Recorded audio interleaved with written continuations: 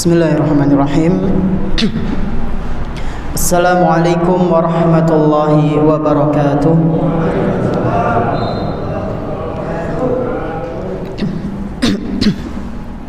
Alhamdulillahirabbil alamin. Wassalatu wassalamu ala nabiyyina Muhammadin wa ala alihi wa ashabihi wa man tabi'ahum bi ihsanin ila yaumiddin.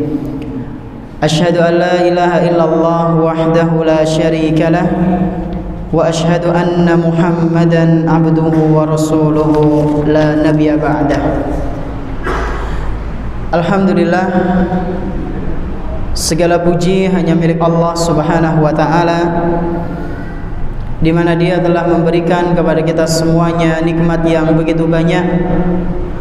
Dan di antara kenikmatan-kenikmatan yang telah Allah Subhanahu wa taala berikan kepada kita semuanya, yaitu berupa nikmat iman, nikmat Islam, nikmat sehat, nikmat kita bisa kembali menghadiri majelis ta'lim di salah satu rumah-rumah Allah Subhanahu wa taala yang kita cintai ini. Kita berharap kepada Allah Subhanahu wa taala, semoga apa yang kita lakukan, apa yang kita pelajari pada malam yang berbahagia kali ini bisa kita amalkan dalam kehidupan sehari-hari, sehingga menjadi bekal amal soleh kita kelak ketika berjumpa dengan Allah Subhanahu wa taala. Allahumma amin. Tak lupa pula salawat beserta salam semoga senantiasa tercurah limpahkan kepada Nabi kita yang tercinta, Nabi Muhammad sallallahu alaihi wasallam, beserta keluarganya, para sahabatnya dan umatnya yang senantiasa mengikuti sunnah-sunnah beliau hingga hari akhir nanti. Jamaah salat maghrib Masjid Nurul Huda rahimani wa rahimakumullah. Malam hari ini insyaallah kita akan melanjutkan pembahasan fikih, yang mana seharusnya jadwal kajian fikih itu minggu kemarin, ya. Qadarullah, karena ada satu dan lain hal, ya, sehingga digeser, ya. Insyaallah di bulan depan kajian fikih kembali di pekan kedua insyaallah. Adapun ini sementara. Nah, jamaah para hadirin hadirat rahimani wa rahimakumullah, terakhir pembahasan mengenai materi fikih itu membahas napa nggih? Kemutan napa mboten? Napa Bu? Nah niku ibune malah pada kemutan, bapak-bapaknya pada kelaleh. Yaitu hal-hal yang dimakruhkan ketika mandi, ya, ketika mandi besar. Wonten pinten? Wonten tiga. Ada tiga. Apa saja? Berlebih-lebihan dalam menggunakan air, kemudian mandi di air yang tidak mengalir, kemudian yang ketiga apa? Makruh melakukan segala hal yang dimakruhkan dalam wudu, ya. Itu yang telah kita bahas di pertemuan kemarin mengenai hal-hal yang dimakruhkan dalam mandi besar. Aslinya Pak Bu, itu sebenarnya kita sudah selesai dari bab toharoh, dan kita pindah ke bab nopo? Bersuci berarti nopo? Ibadah nopo? Sholat. Akan tetapi ada pembahasan yang ketinggalan, ya, yaitu pembahasan tentang mengusap khuf, ya. Sehingga ini perlu kami sampaikan terlebih dahulu. Sebenarnya pembahasan khuf ini kalau nggak salah urutannya itu setelah kita bahas wudu harusnya. Tapi qadarullah wa masya'a fa'al, saya lupa dan alhamdulillah ingat kemarin, oh iya, khuf belum dibahas. Maka malam hari ini insya Allah kita akan membahas tentang mashul khuf atau mengusap khuf. Insya Allah kita akan membahas tentang mengusap khuf dan terdiri dari beberapa poin pembahasan. Nah, jamaah rahimani wa rahimakumullah, khuf panjenengan nate mireng kata khuf nopo dereng? Ya, pripun? Nembe mawon. Mungkin ada yang baru pernah dengar, ada juga yang sudah pernah dengar khuf ya. Khuf itu apa? Para ulama kita gimana? Kaos kaki? Temenan gue kaos kaki? Oh, alas kaki ya. Alas kaki berarti sandal. Sepatu ya. Nggih, betul. Nanti kita bahas definisi khuf. Apa itu khuf? Para ulama kita menjelaskan, Pak Bu. Di antaranya Profesor Dr. Muhammad Az-Zuhaili hafizahullah. Beliau mengatakan khuf ya, khuf itu kan sepasang. Wa huma al-hidha'ani as-satirani lil ka'bain. Khuf itu adalah sejenis kayak sepatu penutup kaki yang mana menutupnya sampai ke mata kaki. Jadi kalau dikatakan kaos kaki ya kurang tepat, dikatakan sepatu secara mutlak juga kurang tepat. Tapi ya ada juga yang mengatakan khuf itu seperti sepatu atau penutup kaki yang terbuat dari kulit ya, terbuat dari apa? Kulit, sejenis kayak kulit itu. Nah, di sini beliau mengatakan hidha'ani satirani lil ka'baini ya, yaitu sejenis alas kaki atau sepatu kulit yang menutupi kedua mata kaki. Berarti harus tertutup kedua mata kaki itu. Wal ka'bani humal azmani annati'ani 'inda mafsilil qadam ma'asar. Kemudian beliau menjelaskan khuf itu kan harus menutup kedua mata kaki.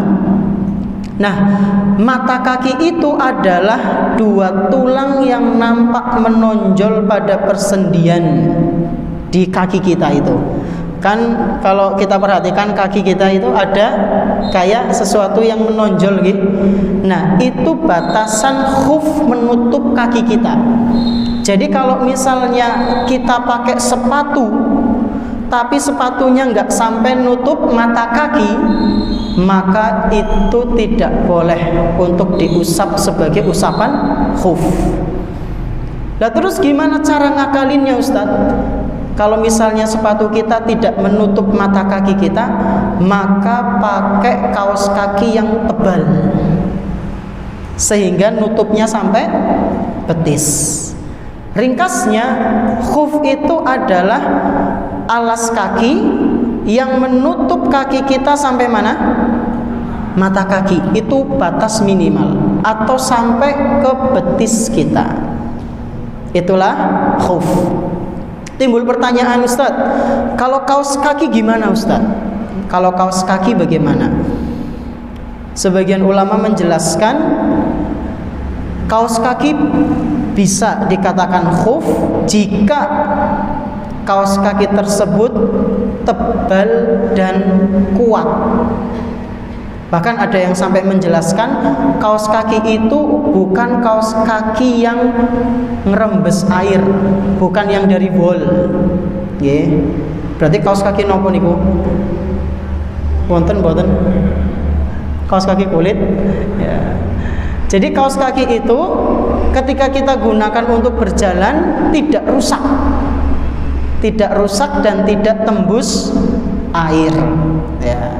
Tidak nyimpen air gitulah ya, ada yang sampai menjelaskan seperti itu. Nah, masalah ini cukup luas, Pak Bu. Begitu pula dengan sepatu. Bagaimana dengan sepatu? Yaitu sepatu yang sampai menutup mata kaki. Jangan sampai yang tidak menutup mata kaki.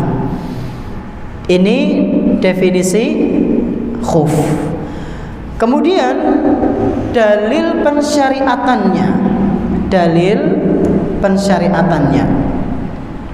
Dalilnya adalah dalam sebuah hadis riwayat Imam Muslim dari sahabat Nabi sallallahu alaihi wasallam yang bernama Hammam bin Al-Haris radhiyallahu anhu, bahwasanya beliau menceritakan bala jarirun summa tawaddoa wa masaha ala khuffaihi.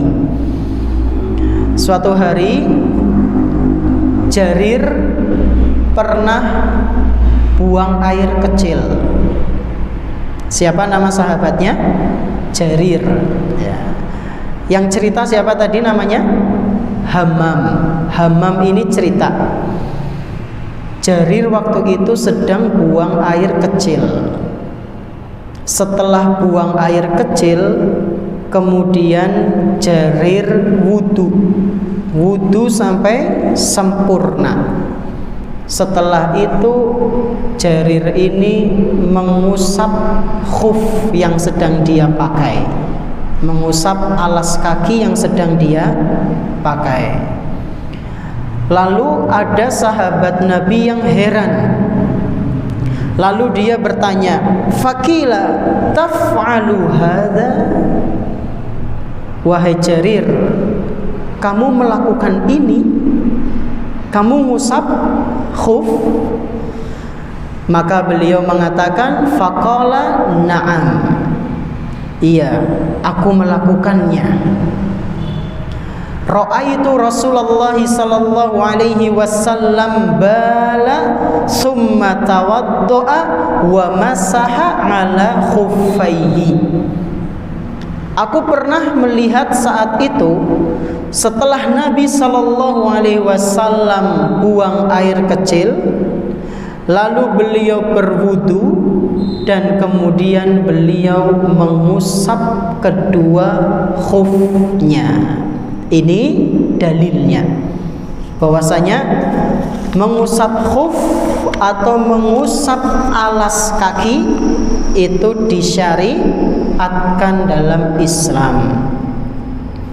Ada sebagian kelompok yang mengingkari mengusap khuf itu tidak disyariatkan. Ada sebagian kelompok yang tidak meyakini, Pak Bu, alias mereka itu mengingkari perbuatan ini.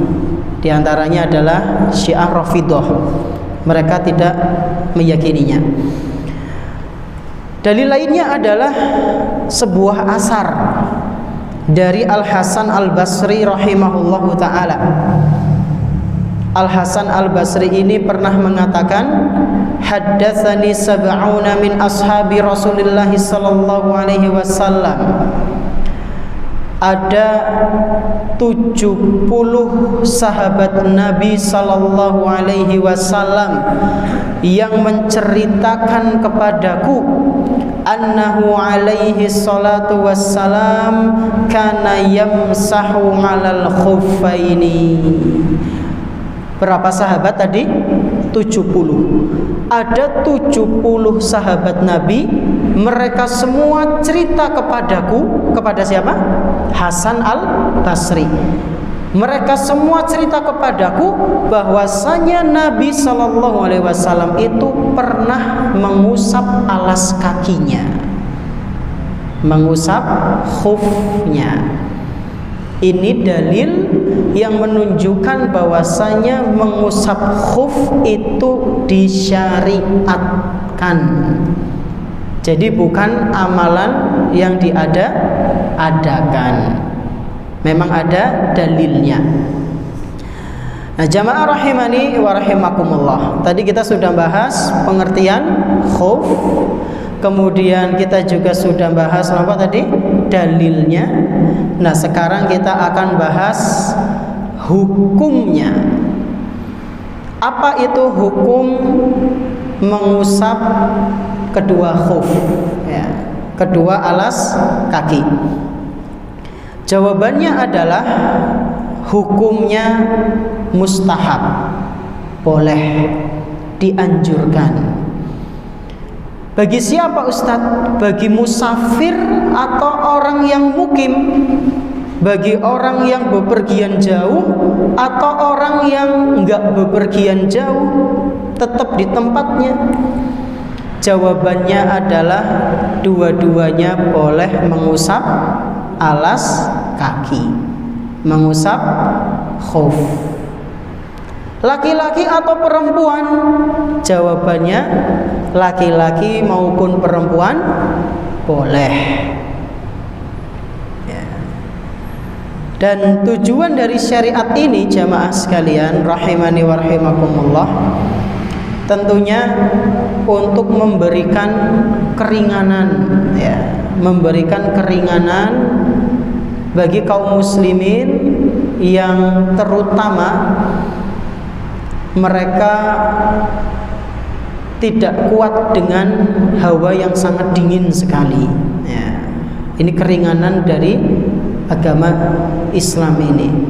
Jadi kalau misalnya kita dalam kondisi dingin, kemudian kita tidak kuat, maka bisa wudhu 1 kali kemudian mengusap khufnya, ya, sebagai penghangat kaki kita. Karena biasanya kaki itu kan apa?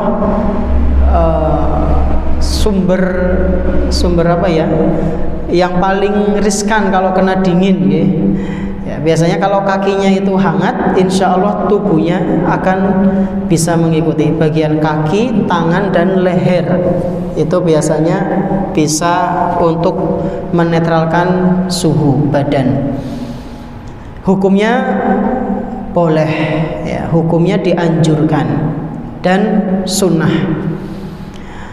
Kemudian poin yang berikutnya, syarat-syarat mengusap khuf, ya. Jadi mengusap khuf itu ada syarat-syaratnya.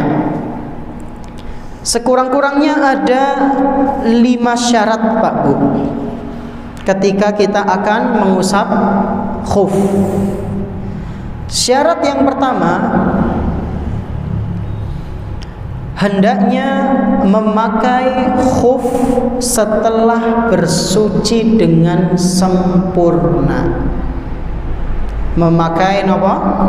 Khuf setelah bersuci secara sempurna. Jadi kita wudu dulu secara sempurna. Setelah itu kita baru memakai apa? Khuf, sepatu atau kaos kaki yang tebal, ya. Jadi bukan cuma baru sampai mana? Tangan, wajah, kakinya belum dibasuh lalu pakai khuf, bukan. Tapi benar-benar secara sempurna terlebih dahulu, baru nanti pakai khuf diusapkan. Nah, nanti kalau misalnya batal atau kentut misalnya, ya, bagi orang musafir atau orang yang mukim, itu cukup membasuh khufnya saja, tidak perlu dilepas, kakinya dicuci, tidak perlu, ya. Jadi itu keringanan. Dalilnya apa? Dalilnya dalam hadis riwayat Imam Bukhari dan Muslim serta Imam Abu Dawud, dari sahabat Nabi yang bernama Mughirah bin Syu'bah radhiyallahu anhu. Beliau berkata, sakabtul wudu'a li Rasulillah sallallahu alaihi wasallam. Suatu hari aku pernah menuangkan air kepada Nabi sallallahu alaihi wasallam, atau memberikan, ya, aku pernah memberikan sebuah air kepada Nabi sallallahu alaihi wasallam untuk berwudu. Ya, silahkan wahai Rasul, diberikan. Falamma intahaitu ila rijlaihi ahwaitu ilal khuffaini lianzi'ahuma. Ketika aku sudah memberikan air itu kepada Rasulullah sallallahu alaihi wasallam untuk berwudu, lalu aku ada keinginan untuk melepas alas kakinya Nabi sallallahu alaihi wasallam. Ya. Sebagai bentuk penghormatan pengen melepaskan, biar Nabi itu yang bukan melepas, tapi siapa tadi? Mughirah yang pengen melepaskan alas kaki yang lagi dipakai oleh Nabi sallallahu alaihi wasallam. Nah, ketika Mughirah ini mau melepas alas kaki yang dipakai oleh Nabi, tiba-tiba Nabi sallallahu alaihi wasallam bersabda, "Da'huma." Biarkan, jangan dilepas. Fa inni adkhaltuhuma tahirataini. Sesungguhnya tadi aku memakai khuf ini setelah aku bersuci secara sempurna. Jadi Nabi sallallahu alaihi wasallam memakai khuf tersebut setelah beliau dalam keadaan apa? Suci secara sempurna. Buktinya apa? Buktinya tadi sabda Nabi sallallahu alaihi wasallam. Dan ketika itu Nabi akan berwudu, tidak melepasnya. Kenapa? Karena waktu itu Nabi memakainya dalam keadaan suci. Jadi sudah dipakai saja, nanti bagian kaki tinggal diusap, ya, tinggal diusap. Ini syarat yang pertama, memakai khuf dalam keadaan apa? Suci. Kemudian dalil yang kedua, syarat yang kedua, syarat yang kedua, khufnya harus menutupi kaki yang wajib dibasuh. Khuf harus menutupi kaki yang wajib dibasuh. Berarti harus menutup mata kaki. Karena ketika kita wudu, mata kaki harus dibasuh. Ya. Maka demikian pula dengan khuf. Khuf harus menutup sampai mata kaki. Jika sepatu kita atau alas kaki kita atau kaos kaki kita yang tebal itu tidak sampai menutup mata kaki, maka itu tidak bisa dianggap sebagai membasuh khuf. Jadi harus menutup. Batas minimal sampai mata kaki atau bisa sampai betis. Ini syarat yang kedua. Syarat yang pertama apa tadi? Memakai khuf dalam kondisi suci. Yang kedua apa?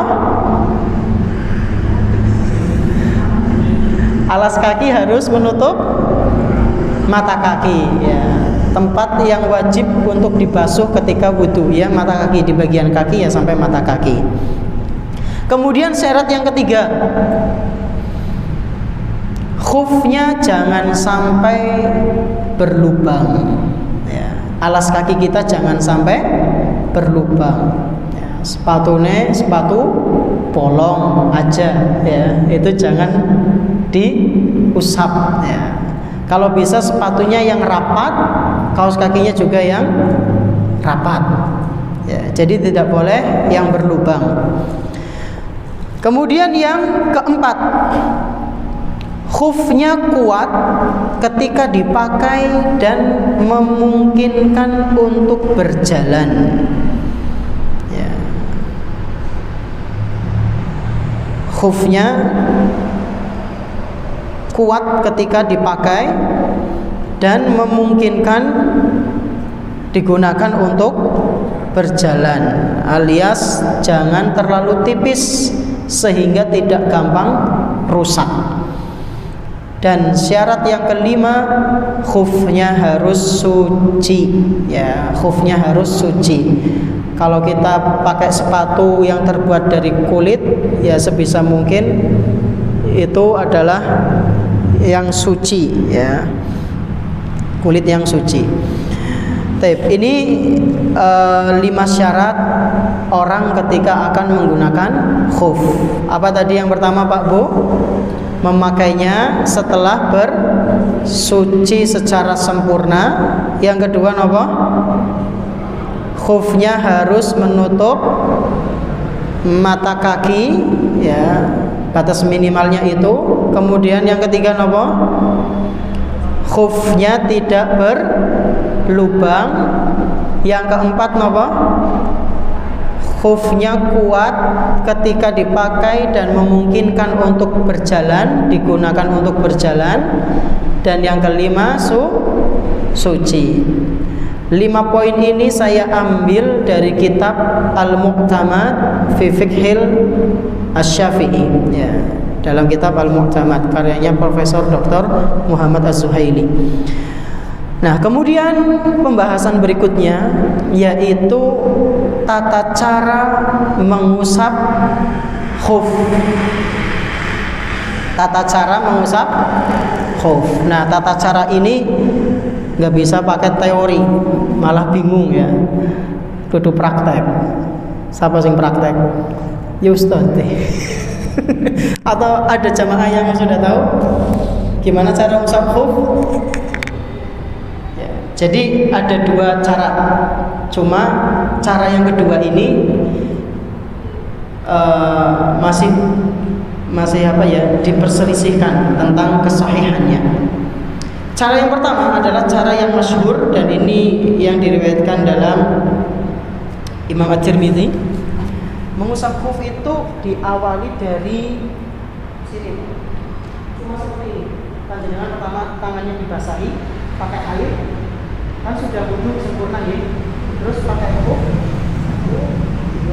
lalu cuma seperti ini. Jadi cuma diusap. Pertama pakai air, juga pakai baju, kasih air, dan itu diusap seperti ini sampai habis. Dan kali gampang, ya. Itu cara yang pertama. Cara yang kedua dalam riwayat Abu Dawud. Cuma ini hadisnya dinilai lemah oleh para pakar hadis. Cara kedua seperti ini. Ini hadisnya tapi lemah, nih. Cara kedua, tangan kiri ditumit, tangan kanan di sini. Jadi,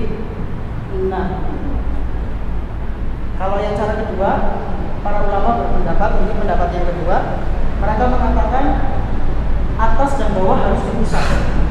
Akan tetapi pendapat yang lebih kuat, cukup yang di atas, dan inilah pendapatnya Ali bin Abi Thalib radhiyallahu anhu. Adapun pendapat yang kedua apa? Mereka berpendapat di bawah dan atas itu apa? Diusap. Caranya bagaimana? Yang kiri megang tumit, yang kanan jari-jari, dan kemudian jari tangan kita diregangkan, lalu begini. Gitu. Yeah. Cara yang pertama atau kedua yang lebih enak? Yang pertama. Tinggal diusap saja. Nah, itulah caranya, ya. Di sini saya bawakan hadisnya tapi cukup panjang. Tadi langsung praktek saja, insya Allah panjenengan langsung paham.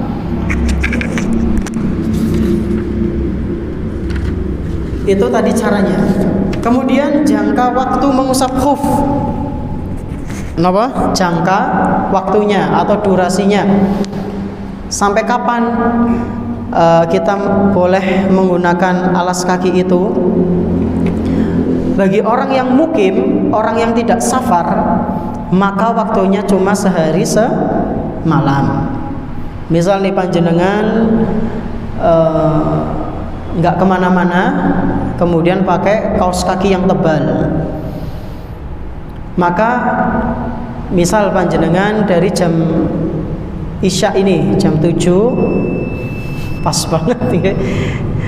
Nah, jam 7 kemudian mengusap khuf, sudah masuk belum? Oh, masih 6 menit. Yeah.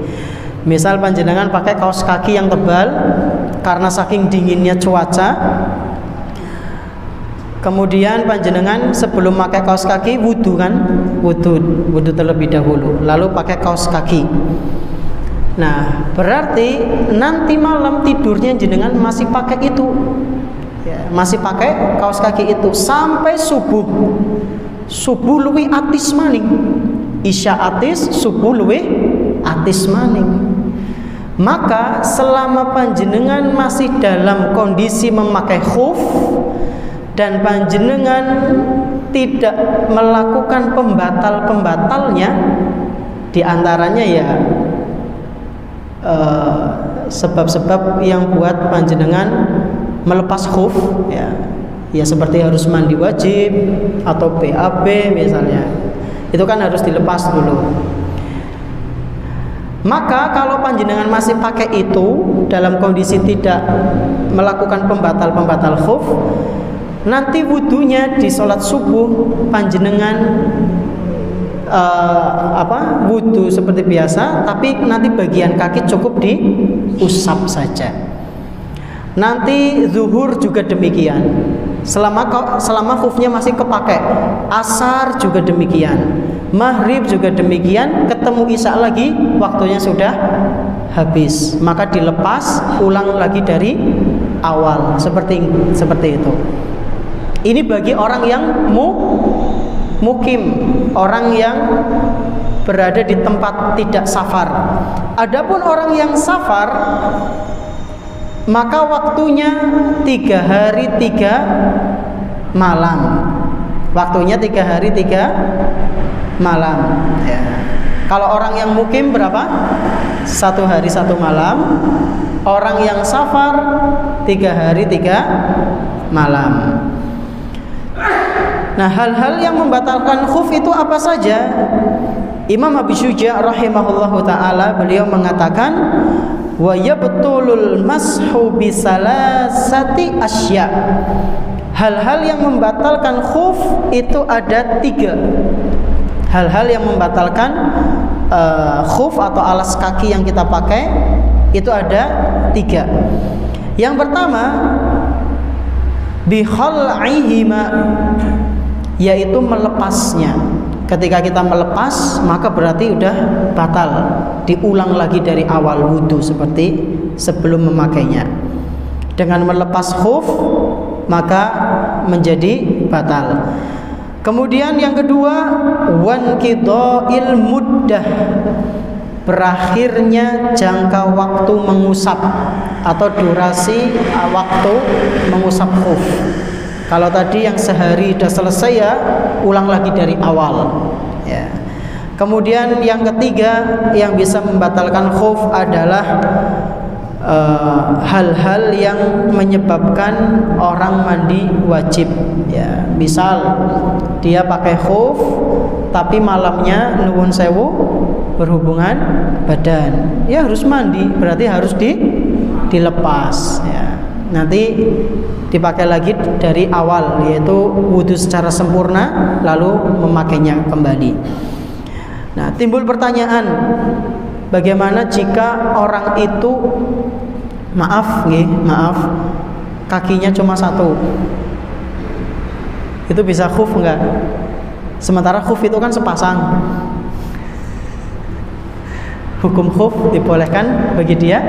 Jawabannya boleh, ya. Jawabannya boleh, karena itu memang ya keadaannya seperti itu. Kakinya maaf cuma 1, lalu misalnya dia kedinginan cuma pakai 1, yang kanan atau kiri, maka tidak mengapa. Berbeda halnya dengan orang yang kakinya 2, 1 sakit parah, kaki satunya sehat, lalu dia cuma pakai khuf di salah satu kakinya.